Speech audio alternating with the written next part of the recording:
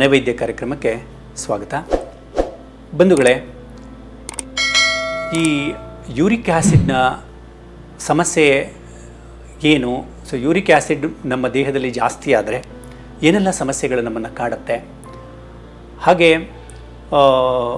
ಸಂಧಿವಾತಕ್ಕೂ ಮತ್ತು ಯೂರಿಕ್ ಆ್ಯಸಿಡ್ಗೂ ಇರುವಂತಹ ಸಂಬಂಧ ಏನು? ಇವುಗಳ ನಿಯಂತ್ರಣವನ್ನು ನಾವು ಏನು ಮಾಡ್ಕೊಳ್ಬೋದು?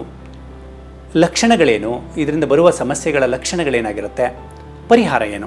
ಸೊ ಇದನ್ನು ಸಂಕ್ಷಿಪ್ತವಾಗಿ ತಿಳಿಸುವಂಥ ಒಂದು ಪ್ರಯತ್ನವನ್ನು ಮಾಡ್ತೇನೆ. ಸ್ನೇಹಿತರೆ, ಇತ್ತೀಚಿನ ದಿನಗಳಲ್ಲಿ ಅತಿ ಚಿಕ್ಕ ವಯಸ್ಸಿನಲ್ಲಿ ಕಾಲೇಜಿಗೆ ಹೋಗುವಂಥ ಮಕ್ಕಳಲ್ಲಿಯೂ ಕೂಡ ಕೀಲು ನೋವು, ಮೈಕೈ ನೋವು, ಜಾಯಿಂಟ್ಗಳಲ್ಲಿ ಸಮಸ್ಯೆ, ಇದನ್ನು ನಾವು ಹೆಚ್ಚು ಕಾಣಿಸ್ತಾ ಇದ್ದೇವೆ, ಕಾಣಸಿಗುತ್ತೆ. ಸೊ ಈಗ ಈ ಒಂದು ಸಮಸ್ಯೆಗೆ ಮೂಲ ಕಾರಣ ಒಂದಿದೆ. ಅದು ನಮ್ಮ ದೇಹದಲ್ಲಿ ಯೂರಿಕ್ ಆ್ಯಸಿಡ್ನ ಅಂಶ ಜಾಸ್ತಿ ಆಗುವಂಥದ್ದು ಅಂತ. ಯೂರಿಕ್ ಆ್ಯಸಿಡ್ ಜಾಸ್ತಿ ಆಗೋದ್ರಿಂದ ಅದು ಕೆಲವು ಸತಿ ಏನಾಗ್ಬಿಡುತ್ತೆ, ನಮಗೆ ಗಟ್ಟಿಯಾಗಿ ಸ್ಟೋನ್ ಆಗಿ ಫಾರ್ಮೇಷನ್ ಕೂಡ ಆಗುತ್ತೆ. ಅದು ಬಿಟ್ಟರೆ ಸಂದುಗಳಲ್ಲಿ ಈ ಯೂರಿಕ್ ಆ್ಯಸಿಡ್ ಕಲೆಕ್ಟ್ ಆಗಲಿಕ್ಕೆ ಶುರುವಾಗುತ್ತೆ.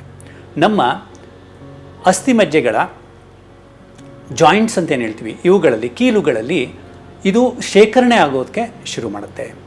ಸೊ ಈ ಶೇಖರಣೆ ಆಗೋದ್ರಿಂದ ಆ ಭಾಗದಲ್ಲಿ ಉರಿಯೂತ ಪ್ರಾರಂಭ ಆಗಿ ರಕ್ತ ಸಂಚಾರಕ್ಕೆ ತೊಂದರೆ ಆಗಿ ಮೂಮೆಂಟ್ಸ್ನ ಸಮಸ್ಯೆ ಬರುತ್ತೆ.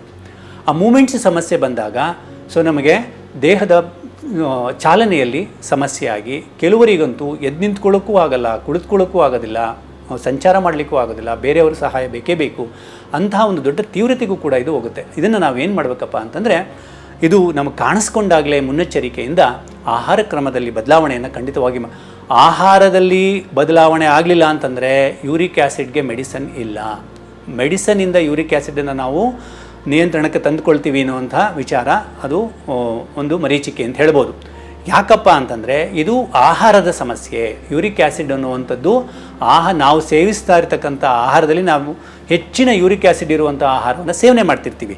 ಸೊ ಅಂಥ ಆಹಾರದ ನಿಯಂತ್ರಣವನ್ನು ನಾವು ಮಾಡಲಿಲ್ಲ ಅಂತಂದರೆ, ಆಹಾರವನ್ನು ಹಾಗೇ ಇಟ್ಕೊಂಡು ಬರೀ ಔಷಧವನ್ನೇ ಸೇವನೆ ಮಾಡ್ತಿದ್ದೀವಿ ಅಂತಾದರೆ, ಔಷಧದ ಸೇವನೆ ಎಲ್ಲಿವರೆಗೆ ಮಾಡ್ತಿರ್ತೀವೋ ಅಲ್ಲಿವರೆಗೆ ಒಂದು ಸಣ್ಣ ಪ್ರಮಾಣದ ಪರಿಹಾರ ಸಿಗುತ್ತೆ. ತದನಂತರದಲ್ಲಿ ಅದು ಮತ್ತೆ ನಮಗೆ ಸಮಸ್ಯೆಯನ್ನು ಜಾಸ್ತಿ ಮಾಡುತ್ತೆ. ಕೀಲುಗಳಲ್ಲಿ ಗಂಟಾಗುವಂಥದ್ದು, ಅದು ಅಲ್ಲಿ ಉರಿಯೂತವನ್ನು ಮಾಡುವಂಥದ್ದು, ಅದು ಅತ್ಯಂತ ಹೆಚ್ಚಾಗಿ ಕಾಣಿಸುವಂತಹ ಒಂದು ಸಮಸ್ಯೆ. ಸೊ ಹಾಗಾಗಿದ್ದರೆ ಈ ಯೂರಿಕ್ ಆ್ಯಸಿಡ್ ನಮ್ಮ ದೇಹಕ್ಕೆ ಯಾವ ಮುಖಾಂತರ ನಮ್ಮ ದೇಹವನ್ನು ಸೇರುತ್ತಿದೆ ಅಂತ.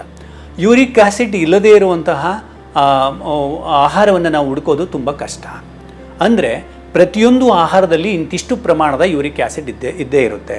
ಅದರಲ್ಲೂ ಇತ್ತೀಚಿನ ದಿನಗಳಲ್ಲಿ ಏನಾಗ್ತಾ ಇದೆಯಪ್ಪ ಅಂತಂದರೆ, ಅತಿಯಾದ ಯೂರಿಯಾದ ಬಳಕೆ ಮತ್ತು ಅದರ ಜೊತೆಗೆ ಹಾಲಿನಲ್ಲಿ ಯೂರಿಕ್ ಆ್ಯಸಿಡ್ನ ಅಂಶ ಜಾಸ್ತಿ ಸಿಗುವಂತಹ ಆಹಾರವನ್ನು ಪಶುಗಳಿಗೆ ತಿನ್ನಿಸಿ ಆ ಹಾಲನ್ನು ನಾವು ಆಹಾರದ ರೂಪದಲ್ಲಿ ನಾವು ಬಳಸ್ತಾ ಇರೋದ್ರಿಂದ ಕೂಡ ಯೂರಿಕ್ ಆ್ಯಸಿಡ್ಡು ನಮಗೆ ಜಾಸ್ತಿ ಆಗ್ತಾ ಇದೆ. ಜೊತೆಗೆ ಈ ಹೆಚ್ಚಿನ ಪ್ರೋಟೀನ್ಯುಕ್ತ ಆಹಾರವನ್ನು ಸೇವನೆ ಮಾಡೋದ್ರಿಂದ ಯೂರಿಕ್ ಆ್ಯಸಿಡ್ ಜಾಸ್ತಿ ಆಗುತ್ತೆ ಅಂತ.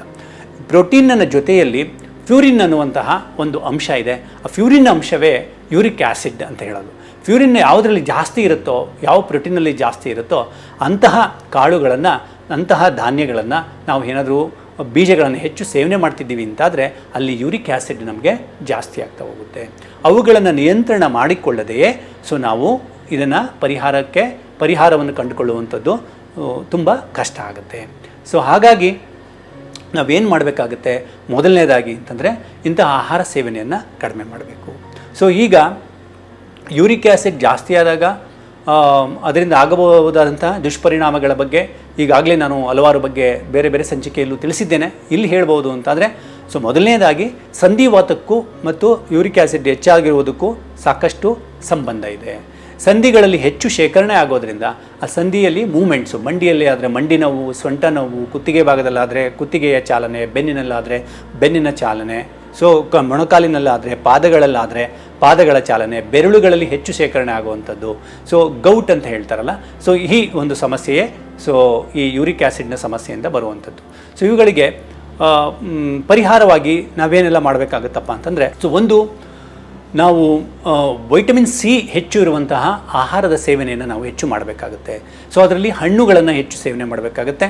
ಅದರ ಜೊತೆಗೆ ನಾವು ಬೇರೆ ಬೇರೆ ವೈಟಮಿನ್ ಸಿ ಹೆಚ್ಚಾಗಿ ಸಿಗುವಂತಹ ಪಾನೀಯಗಳ ಸೇವನೆಯನ್ನು ನಾವು ಹೆಚ್ಚು ಮಾಡಬೇಕಾಗುತ್ತೆ. ಸೊ ಇದರ ತನ್ಮೂಲಕ ನಾವೇನು ಮಾಡ್ಬೋದು, ಸೊ ಯೂರಿಕ್ ಆ್ಯಸಿಡನ್ನು ಕಡಿಮೆ ಮಾಡ್ಬೋದು. ಹಾಗೆಯೇ ನೀರಿನ ಸೇವನೆಯನ್ನು ಹೆಚ್ಚು ಮಾಡುವಂಥದ್ದು.